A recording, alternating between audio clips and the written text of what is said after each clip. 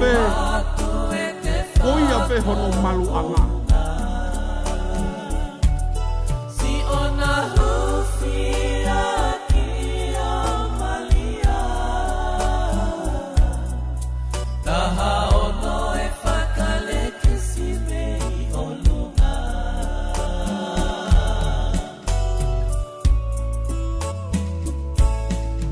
Mafuto puta pose